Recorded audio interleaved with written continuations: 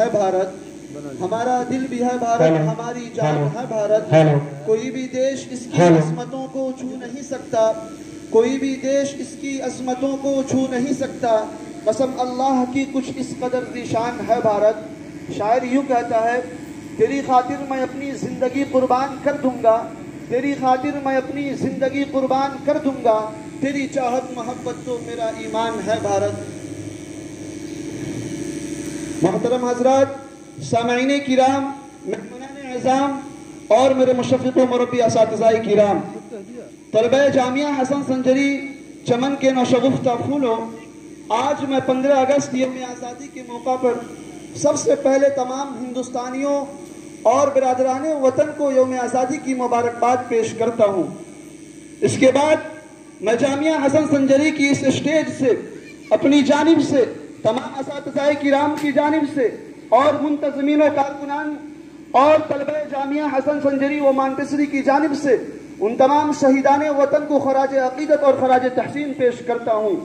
جنہوں نے اپنی جانوں کا نذرانہ پیش کر کے اس ہندوستان کو سینچا، سنوارا اور پروان چڑھایا۔ محترم حضرات، جس ملک میں ہم اور آپ زندگی بسر کر رہے ہیں،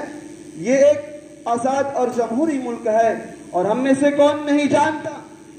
کہ 1947 عیسوی سے پہلے بھارت انگریزوں کا غلام بنا ہوا تھا، لیکن آج ہم آزاد ہندوستان کی فضا میں سانس لے رہے ہیں۔ یہ وہی بھارت ہے جو کل تک جبر و تشدد سے کچلا جا رہا تھا، جن کے لوگوں پر مصائب و الم کے پہاڑ توڑے جا رہے تھے، جن کی عزتوں کو پامال کیا جا رہا تھا،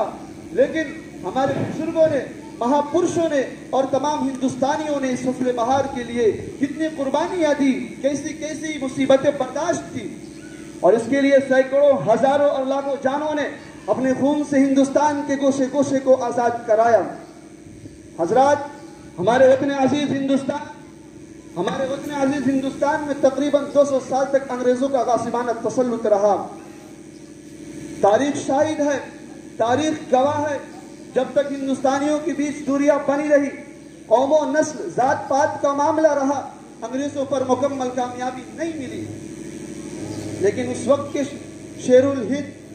الہند حضرت مولانا محمود الحسن دیوبندی رحمۃ اللہ علیہ، مولانا ابوالکلام آزاد رحمۃ اللہ علیہ، پنڈت جواہر لال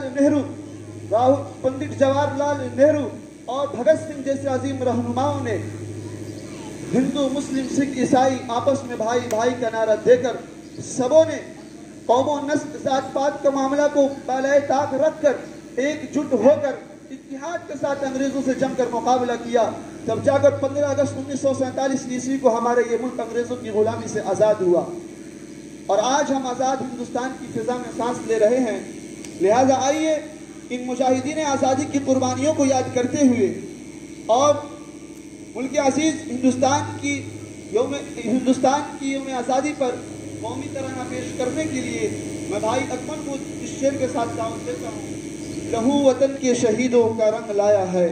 لہو وطن کے شہیدوں کا رنگ لایا ہے، اچھل رہا ہے زمانے میں نام آزادی۔ بھائی اکمل ڈائز پہ اپنی جماعت کے ساتھ